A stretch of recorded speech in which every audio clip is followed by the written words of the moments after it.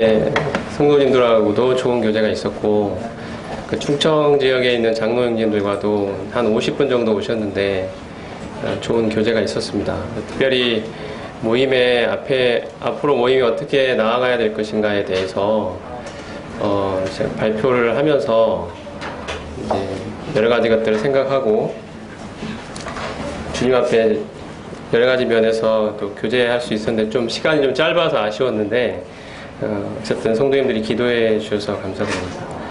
그리고 제가 말씀드린 것처럼 8월 2일부터 4일까지는 그 춘천 모임의 여름 캠프에 말씀을 전하러 갑니다. 그래서 한 5시간 정도 말씀을 전하는데 기도해 주시면 좋겠고요. 그 다음에 8월 16일부터 18일까지는 중국에 말씀을 전하러 갑니다. 그래서 문성진 형제님께서 또 중국 성도님들 세미나가 있는데 와줄 수 있겠냐고 부탁을 하셔서 제가 기도 가운데 또 직장에 휴가 문제가 있지만 그런 것까지 주님께 맡기고 가게 됐습니다. 그런 문제들을 위해서 계속 기도해 주시면 감사하겠습니다. 오늘부터 제가 몇 차례에 걸쳐서 하고자 하는 그 주제는 사도 바울의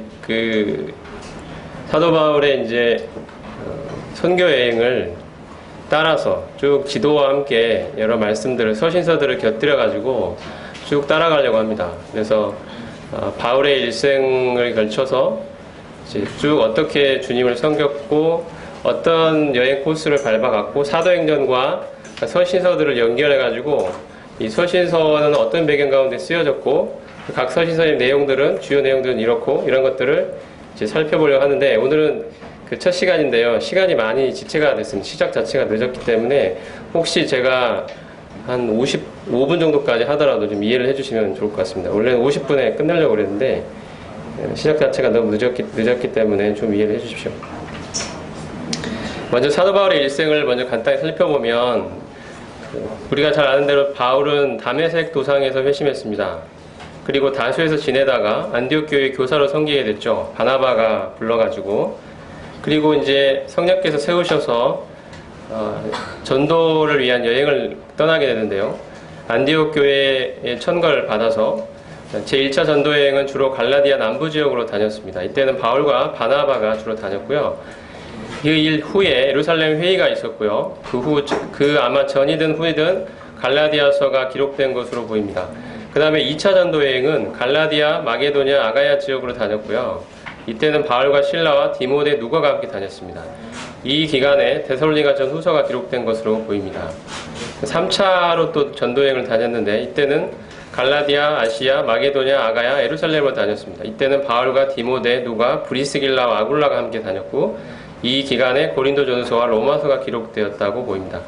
그 다음에 우리가 잘 아는 대로 로마로 미결수 신분으로 로마로 가게 되죠. 부금 상태에서 전도를 하게 되고 이때 함께했던 인물은 바울과 누가, 아리스토가스다고입니다. 이때 쓰여진 서신, 흔히 우리가 옥중서신이라고 불리는 에베소서, 골로새서, 빌레몬서, 빌립보서가 기록됐습니다. 그 다음에 제4차 전도 여행은 스페인, 그레데, 아시아, 마게도냐로 다녔고요. 이때 바울과 디모데와 디도가 함께 다녔습니다. 이 기간에 디모데 전서와 디도서가 기록됐습니다. 로마 감옥에 그 다음에 다시 투옥됐고 순교를 하게 이르는데 이때는 디모데 후서가 기록된 것으로 보입니다. 이처럼 사도 바울이 썼던 많은 서신설은 대부분 거의 다가 이렇게 전도하는 기간에 여행을 다니면서 쓰여진 각 교회의 필요를 놓고 하나님 앞에 기도하며 기록된 서신서들입니다. 그래서 우리가 이런 바울의 여정을 함께 살펴보면서 어떤 상황과 필요 속에서 각 서신서들이 기록됐는지를 함께 살펴보는 것이 각 서신서를 이해하는 데 아주 필요한 일입니다. 바울의 전도여행지를 보면요. 지도상에 보시면 오늘날의 그 이스라엘, 그 다음에 시리아, 터키, 그리스 이 지역인데요. 주로. 그 다음에 로마, 이탈리아까지. 자, 보시면 여기가 그 당시에 수리아라 불렸고요. 그 다음에 버니게, 이스라엘 있고요. 구브로 섬이 있습니다. 그 다음에 이쪽이 비시디아, 루기아, 밤빌리아, 길리기아. 이것은 오늘날의 무슨 전라남도, 전라북도, 경상남도, 경상북도 뭐 하는 그 도 개념이라고 이해하시면 됩니다. 그 다음에 아시아, 부르기아, 갈라디아, 루가오니아, 갑바도기아 이런 지역이 있었고, 무시아, 비두니아, 본도 이렇게 이게 오늘날 터키 지역들이죠.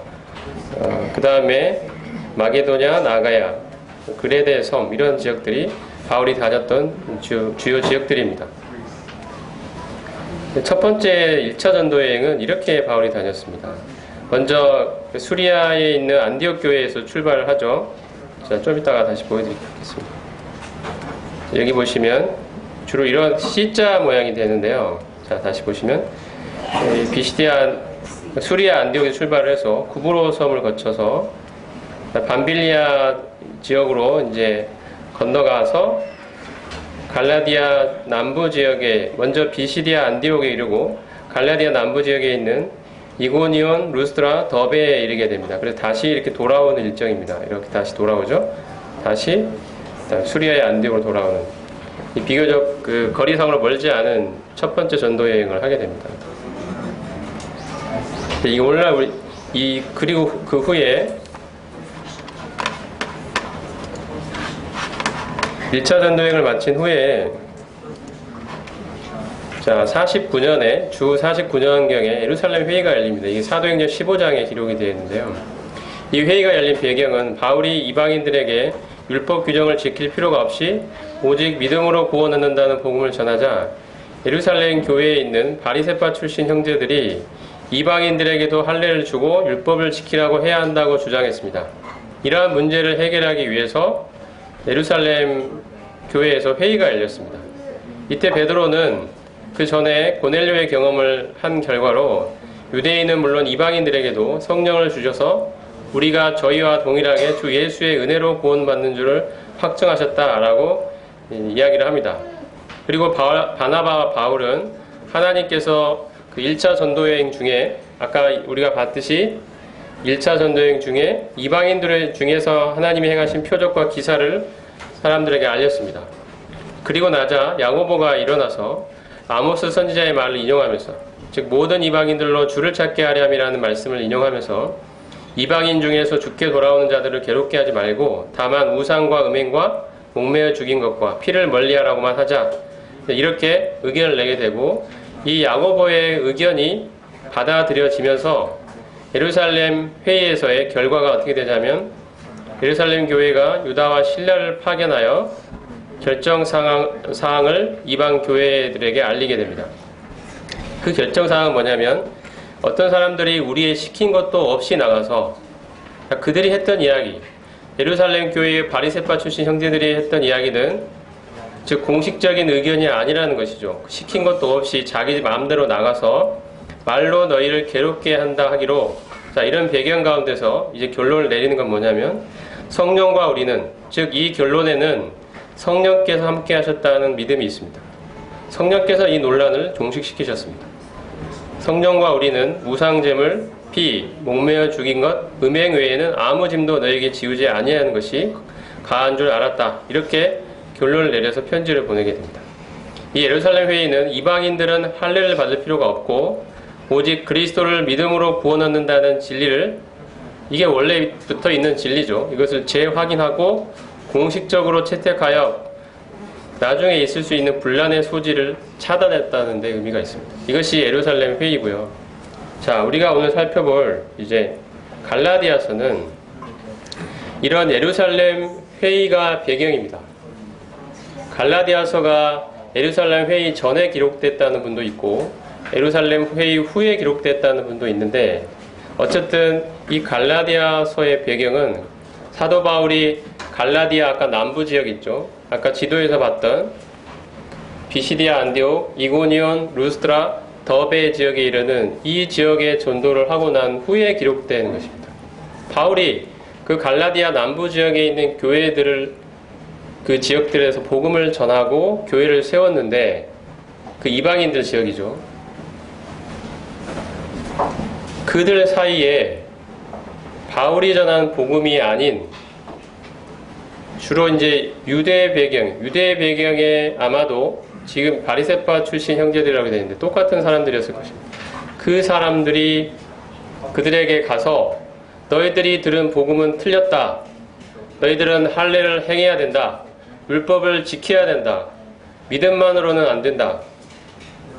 믿고 플러스 율법을 지켜야 너희가 의롭다함을 얻을 수 있다라는 주장을 하게 이르러가지고 그 갈라디아 지역에 있는 교회의 성도들이 마음이 흔들리기 시작했습니다. 어떤 게 맞는 거냐? 혼란이 찾아왔습니다. 그래서 바울이 그러한 논란을 종식시키기 위해서 기록된 서신이 바로 갈라디아서입니다. 자같이 갈라디아서를 펴주시기 바랍니다.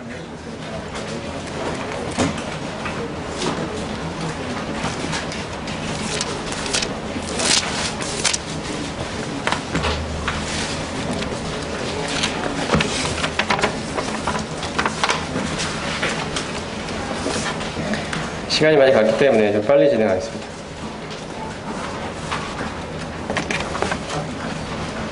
갈라디아서는 이처럼 이러한 배경 가운데 쓰여졌기 때문에 참된 복음이 무엇인지를 선언하는 그런 의미를 가지고 있습니다. 자, 갈라디아서 1장 6절을 한번 읽어보겠습니다. 그리스도의 은혜로 너희를 부르신 이를 이같이 속히 떠나 다른 복음을 따르는 것을 내가 이상히 여기노라. 다른 복음은 없나니 다만 어떤 사람들이 너희를 교란하여 그리스도의 복음을 변하게 하려 함이라. 그러나 우리나 혹은 하늘로부터 온 천사라도 우리가 너희에게 전한 복음 외에 다른 복음을 전하면 저주를 받을지어다. 여기서 말하는 다른 복음은 바로 인간에게서 선한 것을 찾는 그러한 복음이라고 할 수가 있습니다. 사람은 선하다. 사람 안에 선한 것이 있다. 그러므로 이 사람 안에 있는 선한 것을 잘 발휘해서 구원에 이를 수 있다. 이것이 하나의 율법이 상징하는 것이 바로 그것입니다. 사람 안에 있는 선한 것. 사람은 완전히 악한 존재가 아니고 사람은 어느 정도는 선한 것들이 있기 때문에 그 안에서 좋은 것들을 개발하고 잘 발굴해서 하나님께 이룰 수 있다는 이 사상이 깔려있는 복음이 다른 복음입니다. 여기서 말하는 다른 복음. 그에 비해서 참된 복음은 하나님의 은혜만이 유일한 희망이라고 말하는 복음입니다. 바울이 전했던 복음이 바로 그 복음입니다. 왜 바울이 율법의 행위가 아니라 오직 믿음으로 의롭다함을 얻는다는 복음을 선포했냐면 사람이 참으로 철저하게 부패한 죄인이기 때문입니다. 사람이 얼마나 크고 부패한 죄인인지를 안다면 그러한 사람에게서 나오는 어떠한 노력과 수고가 하나님을 기쁘시게 할 수 있다는 생각을 도저히 할 수가 없을 것입니다. 바리새인들은 자신들이 의롭다고 생각했습니다. 저 나쁜, 저 악한 세리나 창녀 같은 죄인들하고는 우리는 다르다. 우리가 율법을 지킴으로써 우리 안에 있는 선한 것들을 개발하고 하나님이 이것을 인정해 주실 것이다 라는 생각을 가지고 있었습니다. 자신들이 얼마나 내면이 더럽고 추한 존재인지 그들은 인정하려 들지 않았던 것입니다. 하나님의 거룩한 시선 앞에서 우리 인간이 얼마나 더럽고 추한 존재인지 부패한 죄인인지 이 바탕 위에 참된 복음이 근거하고 있습니다. 이것이 다른 모든 종교와의 차이점입니다. 다른 종교들은 사람 안에 있는 좋은 것들을 개발하려 극대화시켜가지고 구원이든 해탈이든 열반이든 그러한 상태에 이르고자 하는 것이 다른 모든 종교들의 공통점입니다. 하지만 오직 복음만이 사람에겐 희망이 없다라고 이야기합니다. 사람은 철저하게 무능력한 죄인이라고 말합니다. 오직 하나님의 은혜만이 우리에게 유일한 희망이라고 이야기하는 것이 우리가 전하는 복음이고 바울이 전했던 복음입니다. 사람은 사람이 무언가를 하나님께 드리는 존재가 아니라 사람은 하나님으로부터 받는 존재라고 말하는 것이 복음입니다. 이것이 은혜의 복음입니다. 이 은혜의 복음 외에 다른 복음을 전한다면 천사라도 저주를 받을지어다라고 바울은 강력하게 이야기를 합니다. 여기에 우리의 모든 믿음이 근거하고 있고 우리의 생명이 근거하고 있기 때문에 이 복음의 문제는 삶과 죽음을 가르는 문제이기 때문에 여기에서는 결코 타협이 있을 수가 없습니다. 자, 이런 심각한 이야기가 이제 갈라디아서에는 계속해서 나옵니다.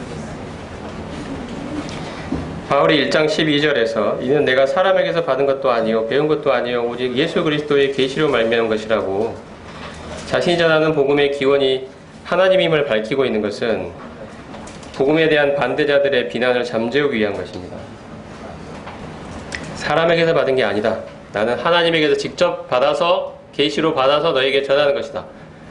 내가 지금 전하는 것은 나의 이야기가 아니다. 사람들의 이야기도 아니다. 이것은 하나님으로부터 받은 이야기다. 이것이 바울이 전하는 복음이 갖고 있는 권위였습니다. 하나님으로부터 온 권위. 우리가 전하는 복음이 사람의 이야기인가 아니면 하나님으로부터 온 이야기인가는 정말로 중요한 문제입니다. 우리가 전하는 복음이 우리들이 지어낸 이야기인지, 우리들의 생각에서 나온 것인지, 우리들의 사고 가운데 나온 것인지, 안 그러면 하나님의 직접적인 계시 가운데 나온 것인지, 우리에게는 이런 확신이 필요합니다. 이 복음은 하나님으로부터 온 것이다 라는 확신이 우리에게는 필요합니다.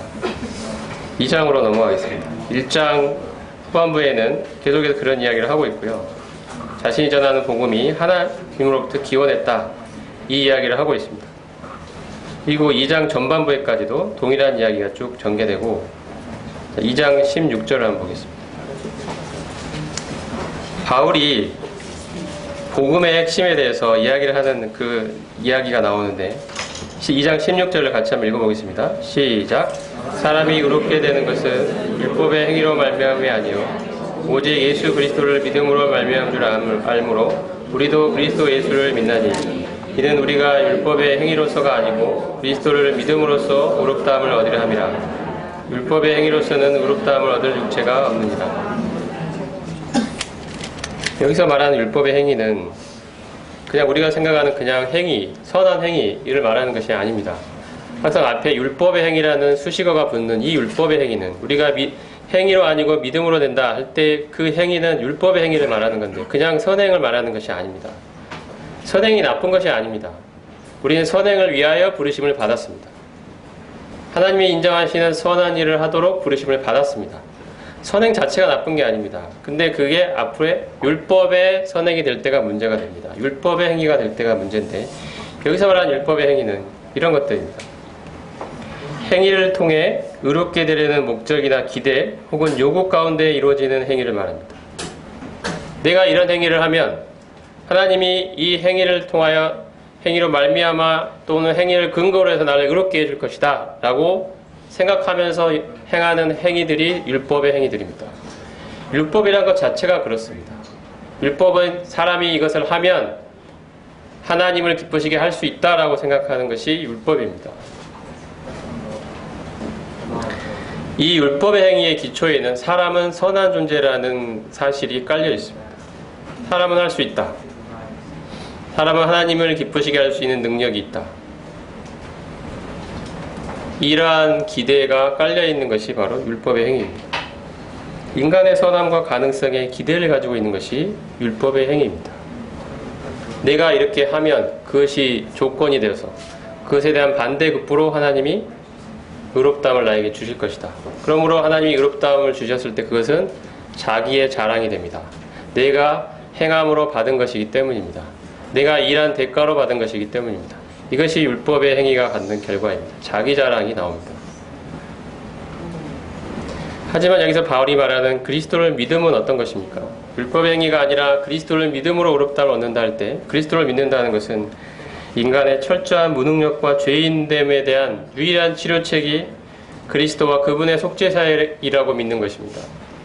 우리 인간이 얼마나 철저하게 무능력한 존재인지, 얼마나 부패하고 타락한 존재인지, 이러한 사실을 우리가 진정으로 깨닫는다면 여기에 대한 유일한 치료책은 오직 그리스도 그리고 그분의 속죄사역밖에 없다. 다시 말해서 오직 하나님의 은혜밖에 없다라고 고백하는 것입니다.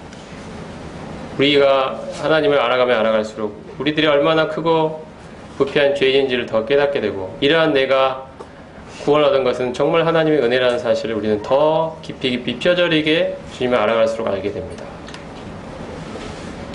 전에는 내가 내 안에 선한 것이 어느 정도 있고, 그래도 나는 괜찮은 사람이고, 또 하나님을 기쁘시게 할 수 있는 무언가가 있고, 나는 열심히 있고, 하나님을 향한 선한 소원도 있고, 그래서 내가 열심히 하면 하나님을 기쁘시게 할 수 있을 것이라고 생각했는데, 주님을 알아가면 알아갈수록, 그분의 거룩함을 내가 알아가면 알아갈수록, 그분의 밝은 빛 가운데 나아가면 나아갈수록 내가 얼마나 부패하고 추악하고 더럽고 추한 존재인지를 보게 됩니다. 이러한 나를 구원하신 것은 오로지 하나님의 은혜라는 사실을 보게 됩니다. 여기에는 그 어떠한 인간의 자랑도 들어갈 수가 없습니다. 전적으로 하나님의 은혜라고 고백하게 됩니다. 하나님 당신이 하셨군요 라고 말합니다. 은혜의 복음은 이렇게 이야기합니다. 하나님이 하셨다고, 하나님이 이루셨다고 말합니다. 하나님이 구원을 사람에게 주셨다고 말합니다. 사람은 받는다라고 말합니다. 사람이 하나님께 해드리는 것이 아니라고 말합니다. 이것이 바울이 전했던 은혜의 복음이었습니다. 이러한 복음에 대해서 2장 17절을 보시면 복음의 반대자들이 이러한 주장을 합니다. 만일 우리가 그리스도 안에서 의롭게 되려 하다가 죄인으로 드러나면 그리스도께서 죄를 짓게 하는 자냐? 결코 그럴 수 없느니라. 자, 바울은 복음의 반대자들이 하는 주장을 그대로 인용을 하고 있는데요. 그들은 이렇게 이야기했습니다. 그리스도 안에서 의롭게 되려 하다가 죄인으로 드러나면 그리스도가 죄를 짓게 하는 자가 라는 이야기가 아니냐라고 비난했습니다. 이게 무슨 말이냐면 우리가 그리스도 안에서 의롭게 되려 합니다. 바울의 주장대로, 바울의 복음대로 하면 그리스도 안에서 의롭게 되려 하죠. 그렇게 하다가 죄인으로 드러난다는 그런 이야기는 앞에 보면은 여기서 죄인으로 드러난다 할 때 죄는 특정한 죄를 말하는데 앞에 2장 11절부터 쭉 이야기하면 유대인들이, 즉 유대인들이었던 게바는 베드로죠. 베드로와 같은 유대인 그리스도인들이 이방인 그리스도인들과 함께 교제 식사를 하다가 야고복에서 온 어떤 이들, 이것은 아마 예루살렘 교회의 바리새파 아마 사람들을 가리키는 것 같은데요. 그 사람들이 왔을 때 그 할례자들을 두려워하여 이방인 형제들과 식사하는 것을 패했다라고 되어 있어요. 물러갔다. 왜냐하면 율법으로는 이방인들과 식사하는 것이 죄이기 때문입니다. 율법으로는 죄가 됩니다. 이방인들과 식사하는 것. 베드로도 처음에 그걸 할 수가 없었죠. 더러운 것을 내가 먹을 수 없다. 이방인들과 함께 교제할 수 없다. 왜냐하면 율법이 금하는 것이었기 때문입니다. 그래서 그리스도 안에서 의롭게 되려 하다가 그렇게 믿고 살다가 율법이 금하는 죄를 행하게 되면, 즉 이방인들하고 이방인 형제들하고 이렇게 자유롭게 식사를 하는 그 교제의 관계를 하다가 율법이 금하는 죄인으로 정죄를 받게 되면, 과연 그렇다면 그리스도께서 죄를 짓게 하는 것이냐, 짓게 하는 자인 것이냐, 그리스도가 죄를 조장하는 자가 되는 것이냐, 그리스도 때문에 죄 지은 것이 되는 것이다라고 반대자들이 주장을 했죠. 그렇게 결코 그럴 수 없다라고 지금 바울은 이야기합니다.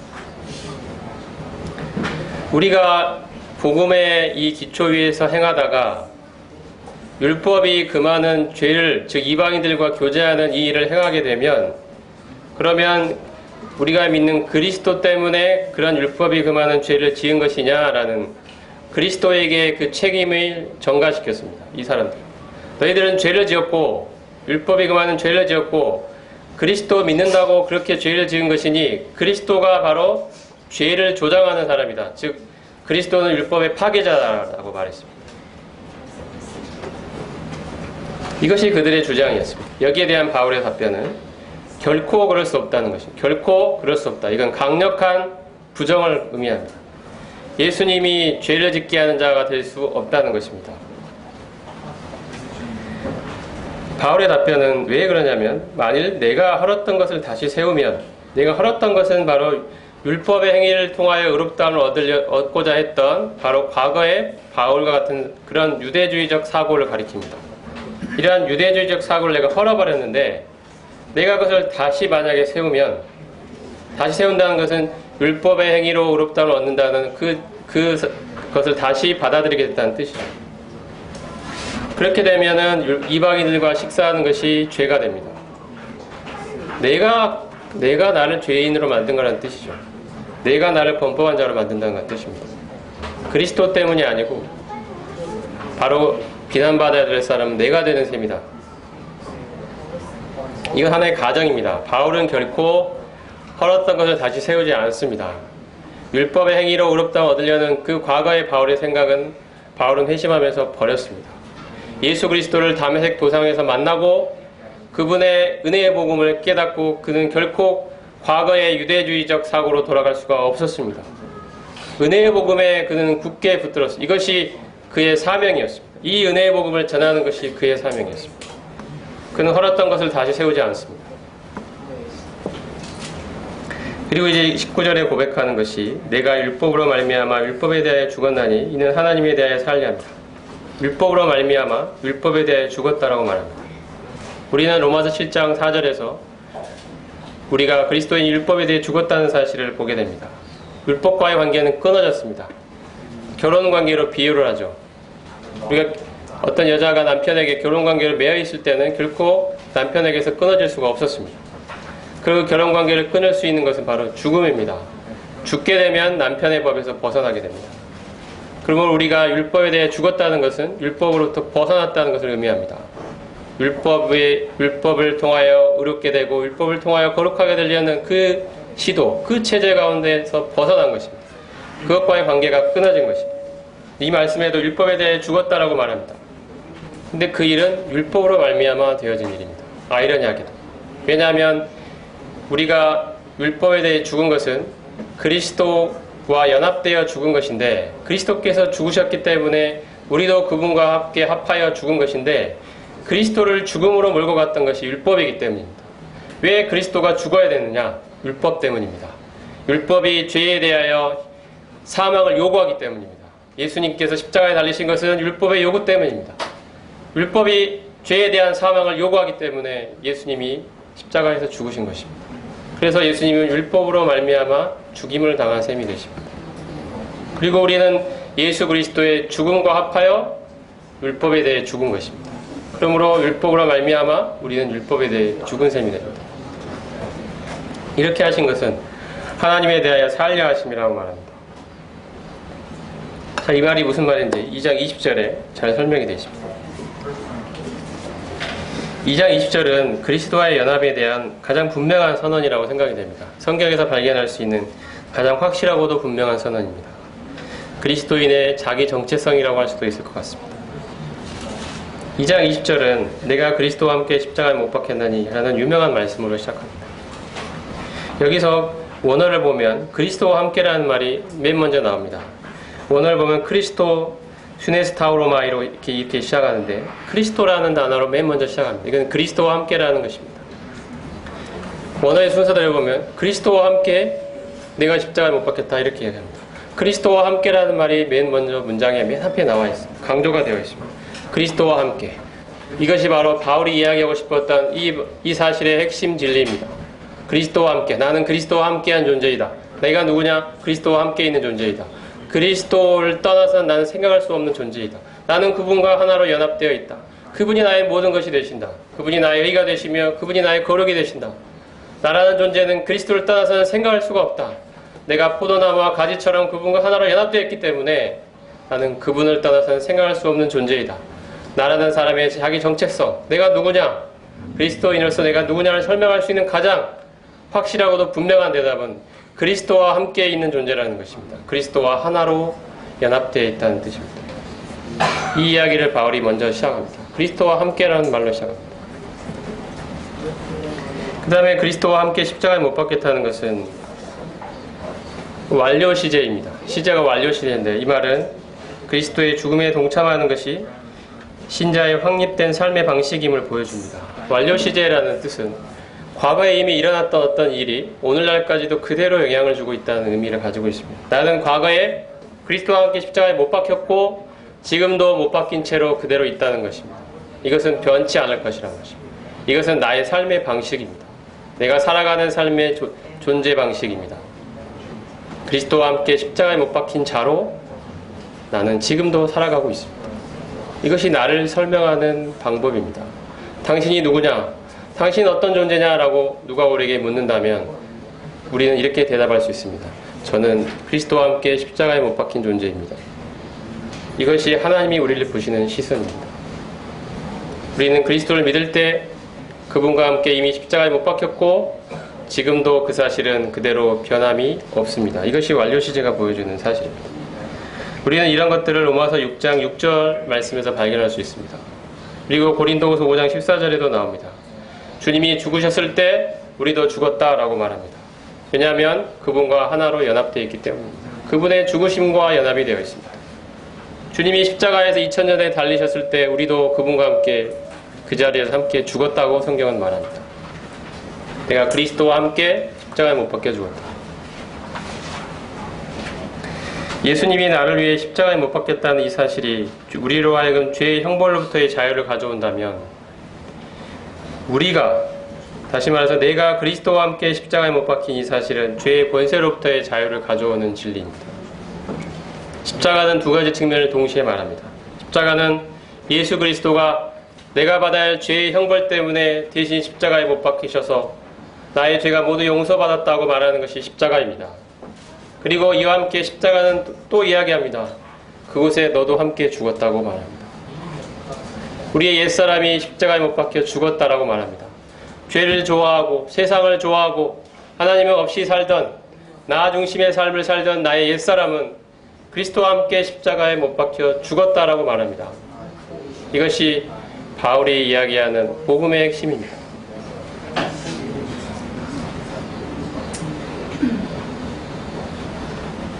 그리고 이 그리스도와 함께 십자가에 못 박혔다는 것은 수동태로 되어 있습니다. 이 사실은 내가 나를 십자가에 못 박은 게 아니라는 것을 보여줍니다. 우리는 스스로를 십자가에 못 박을 수 있는 존재들이 아닙니다. 십자가에 못 박는 일은 나의 의지와 나의 노력으로 되어질 수 있는 일이 아닙니다. 이것은 하나님이 행하신 일입니다. 하나님이 나를 십자가에 못 박으셨습니다. 그러므로 이것은 결코 변하지 않는 사실입니다. 이것은 나에게 달려있는 일이 아닙니다. 하나님이 이미 이루신 일입니다. 하나님이 나를 십자가에 못 박으셨습니다. 이것은 나의 경험이나 내 생각으로 판단할 수 있는 우리 문제가 아닙니다. 내 경험으로는 나는 죽은 것 같지가 않은데, 나는 죄를 짓고 있고 나의 육신은 지금도 살아서 펄펄 뛰고 있는데 내가 어떻게 죽었단 말이냐. 이것은 나의 시선입니다. 나의 생각입니다. 나의 경험입니다. 하지만 하나님 말씀하십니다. 내가 너를 십자가에 못 박았다. 내가 이미 이룬 일이다. 그리고 이것은 이미 과거에 이미 일어난 일이고 지금도 그대로 변함이 없다라고 하나님 말씀하십니다. 이것이 바울의 고백이었습니다. 이것이 오늘날 우리의 고백이 되기를 원합니다. 주님, 제가 십자가에 당신과 함께 못 박혔음을 믿습니다. 이 사실을 감사드립니다. 세상을 좋아하고 죄를 좋아하던, 나를 높이고 나를 신뢰하고 내가 높아지기를 원하고 내가 인정받기를 원하던 그 세상에서의 나는 그리스도와 함께 죽었습니다. 이제 내 안에 당신이 사십니다.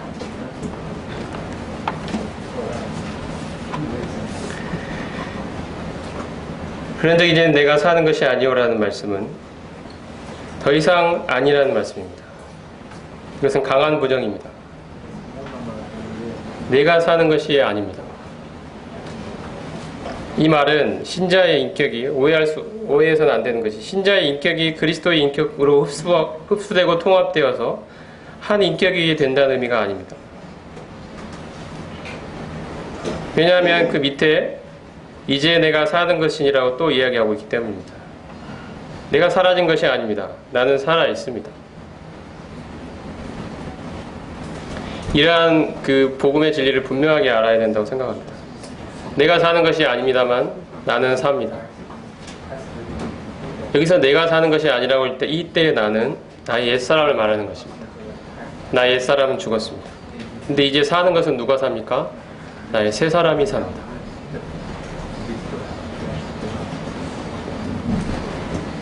나라는 인격이 별도로 존재하고 있습니다. 그리스도의 인격으로 흡수되어 통합되어 내가 사라지는 것이 아닙니다.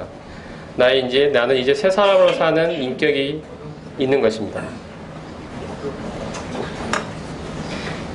내가 사는 것이 아니라는 말씀의 의미는 그리스도와 연합된 새로운 삶은 전과 같이 자기 열심과 노력에 의존하여 의와 거룩을 달성하려는 삶이 아니라 내 안에 사시는 그리스도의 거룩을 의지하여 그리스도의 공급하시는 능력과 자원으로 살아가는 삶을 가리킵니다. 이것이 그리스도의 삶의 본질입니다. 율법이 상징하는 것이 무엇입니까? 바로 자기의 노력과 열심으로, 그것이 선한 목표라 할지라도 자기의 열심, 자기의 노력에 의지하여 하나님이 기뻐하시는 삶을 살아내겠다는 것이 율법이 의미하는 것입니다. 이러한 율법에 대해 우리는 죽은 자들입니다. 이제 내 안에 주님이 사십니다. 주님이 내 안에 나의 생명으로 사십니다. 그분이 내 안에서 자신의 일을 하십니다. 우리가 할 일은 바로 그리스도를 무한히 의지하는 것입니다. 그분이 나의 거룩이라고 고백하는 것입니다. 그분이 나의 힘이라고 고백하는 것입니다. 그분이 나의 무한한 자원이라고 고백하는 것입니다. 나는 철저하게 부패하고 무능력한 자로 존재하고 오직 그리스도 당신만이 나의 희망이며 나의 의지이며 나의 자원이라고 고백하는 것이 내가 아니라 그리스도가 사시는 삶입니다. 이것이 복음이 이야기하는 삶의 요체입니다. 주님께서 사신다는 것은 말씀에서 현재 시제로 되어 있습니다. 주님은 내 안에 계속해서 사십니다. 한번 계시다가 사라지신 분이 아닙니다. 그리스도는 나의 생명으로 내 안에 영원토록 사십니다. 그러므로 참된 그리스도인의 삶은 내가 그리스도를 위해 사는 삶이라기보다 그리스도께서 나를 통하여 사시는 삶이라 할 수 있습니다. 그리고 이처럼 그리스도와 연합된 삶의 실제적 적용이 나타난 부분이 갈라디아서 5장 13절하고 부터 6장 10절에 걸쳐 있는 실제적인 교훈들이 나타나 있는 것입니다. 사랑으로 서로 종노릇하라. 성령의 인도하심을 받아라. 육체의 일을 버려라. 헛된 영광을 위하여 서로 투기하지 말라. 서로 짐을 지라. 모든 좋은 것을 함께하라. 서로 사랑하라. 이런 것들이 전부 다 내가 아니라 그리스도께서 사시는 삶을 체득하고 있는 사람이 살아가는 삶의 방식입니다. 구체적인 삶의 현장에서 나타나야 될 모습들입니다. 그것은 열매입니다. 적용입니다. 갈라디아 2장 20절에 이제 내가 사는 것은 이라고 말하는 것은 여기서 살다는 것은 이거 역시 현재 시제입니다. 나를 사는 것은 하나님의 아들을 믿는 믿음 안에서 산다고 말합니다. 우리가 이제 사는 것은 그리스도와 함께 죽고 주님의 내 안에 사시는 삶을 사는 그 사람이 사는 삶은 여기서 현재 시제로 되어 있습니다. 이것은 지속적인 믿음의 삶입니다. 한번 믿었다고 끝나는 삶이 아닙니다. 계속해서 믿는 삶입니다. 우리가 하나님이 우리 안에 하나님 자신의 생명을 두실 때 우리에게 주셨던 그 믿음이 한 번으로 끝나지 않고 계속해서 반복되어 지속돼서 나타나는 믿음의 삶이 바로 그리스도인의 삶입니다.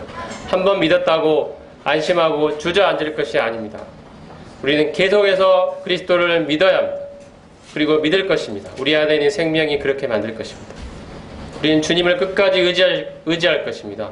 계속해서 주님을 붙들 것입니다. 당신만이 나의 유일한 희망이라고 말할 것입니다. 주님, 당신이 저희의 모든 것이 되십시오라고 우리는 끝없이 고백할 것입니다. 이것이 우리 안에 두신 하나님의 생명이 하고 있는 일입니다. 우리는 연약하여 넘어지지만 계속해서 일어납니다. 오뚜기처럼. 왜? 우리 안에 하나님의 생명이 있기 때문입니다. 그리스도께서 살고 계시기 때문입니다. 계속해서 사십니다. 그리고 우리는 계속해서 믿음으로 살아갑니다. 그리스도를 의지하는 믿음으로 살아갑니다.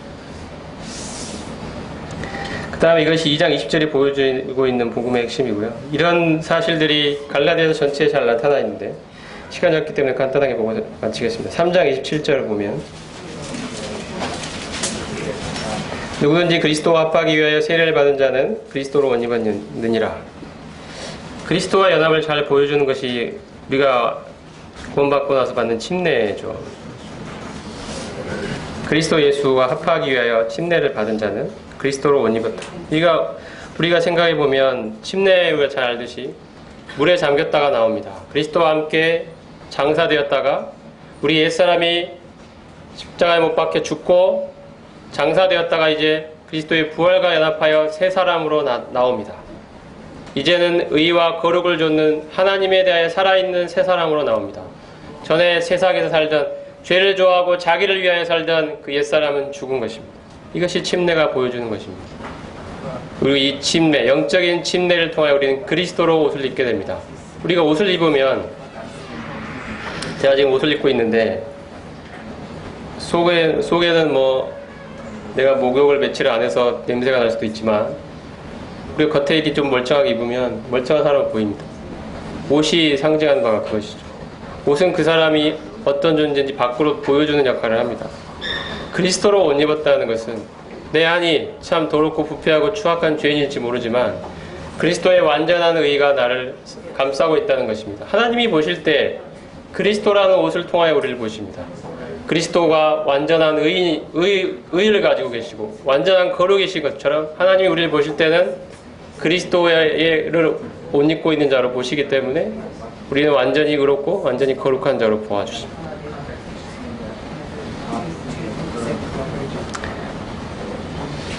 (28절에) 보면 너희는 유대인이나 헬라인이나 종이나 자유인이나 남자나 여자나 다 그리스도에서 안에서 하나니라고 말합니다. 옛사람이 죽고 모두 다 그리스도와 연합하여 새로운 피조물이 되었기 때문에 그리스도 안에서 차별은 있을 수가 없습니다. 유대인이든 헬라인이든 인간적인 차별은 있을 수가 없습니다. 그 다음에 4장 9절로 가겠습니다.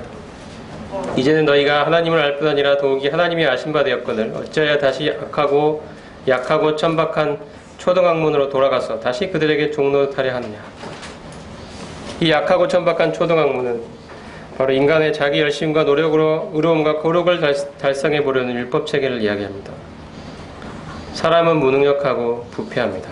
그러므로 율법 체계를 통하여는 하나님을 기쁘시게 할 수가 없습니다. 오직 그리스도를 통하여만 하나님을 기쁘시게 할 수가 있습니다. 이것이 복음이 이야기하는 핵심입니다. 율법이 아니다. 사람의 선함에 있지 않다. 오직 그리스도만이 희망이다. 5장에도 24절에 보면 그리스도 예수의 사람들은 육체와 함께 그 정욕과 탐심을 십자가에 못 박았다고 말합니다.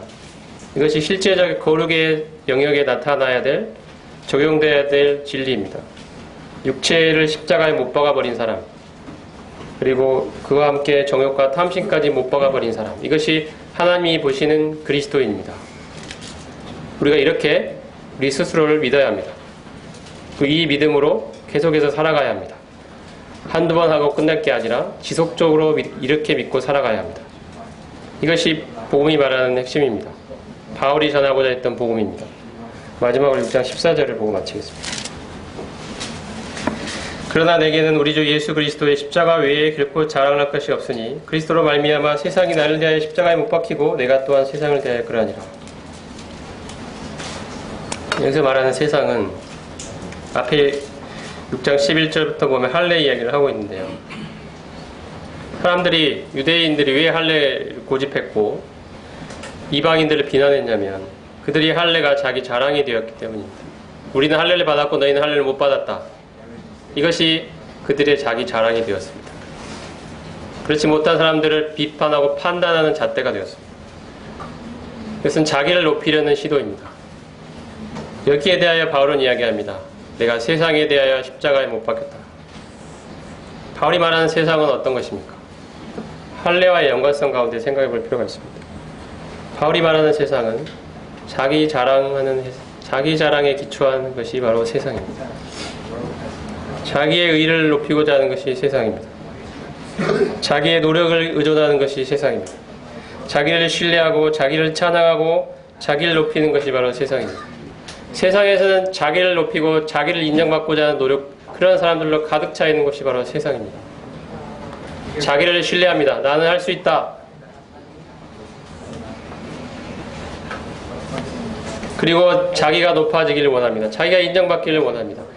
이 세상은 자기가 인정받기를 원하는 수많은 사람들로 가득 차 있는 것이 세상입니다.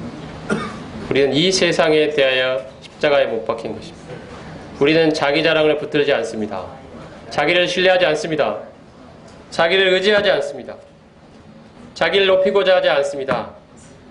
우리는 그리스도만을 높이기를 원합니다. 나는 아무것도 아닌 자로 무너지고 없어지고 깨지고 부서지기를 원하는 자들입니다. 그리스도만이 나를 통하여 영광받기를 원하는 것이 그리스도인들입니다. 나는 죽고 주님이 내 안에 사시는 삶이 그리스도인의 삶입니다. 이 삶을 한 번으로 끝내지 않고 계속해서 사는 사람이 그리스도인입니다. 나는 세상에 대하여 십자가에 못 박혔다고 말합니다. 나는 죄에 대하여 십자가에 못 박혔다고 말합니다. 나는 율법에 대하여 십자가에 못 박혔다고 말합니다. 오직 그리스도만이 나의 유일한 희망이라고 말합니다. 그분이 나의 자랑이라고 말합니다. 그분이 나의 무한한 자원이라고 이야기합니다. 나는 없지만 주님은 있으시고, 나는 가난하지만 주님은 부유하시고, 나는 약하지만 주님은 강하시다라고 말합니다. 이것이 바울이 전했던 복음, 그 복음 안에 담긴 그리스도인이 누군가에 대한 이 복음의 대답입니다. 우리 자신이 누군가에 대한 성경의 대답입니다. 하나님이 우리를 어떻게 보시냐에 대한 하나님의 답변입니다. 우리가 이러한 사실을 붙들고 살기를 원합니다. 우리가 전하는 복음이, 우리가 믿고 있는 복음이 진정 성경에 기초한 복음이라면 우리는 이 토대 위에 서야 합니다. 그리고 고도자들에게도 이 복음을 전해야 합니다.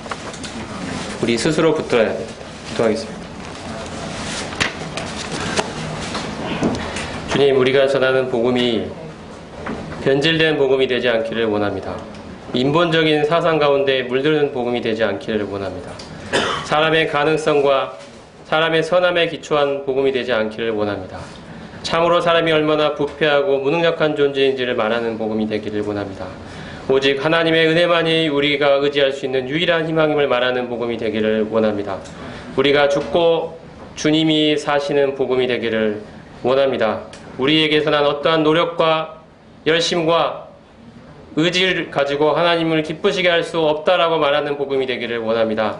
하나님이 우리의 모든 것이 되시는 복음이 되기를 원합니다. 우리가 전하는 복음이 참으로 이처럼 순전한 복음이 되기를 원합니다. 주님, 우리에게 이 축복을 내려주시옵소서. 이 삶의 원리가 우리들의 모든 삶에 가득 차기를 원합니다.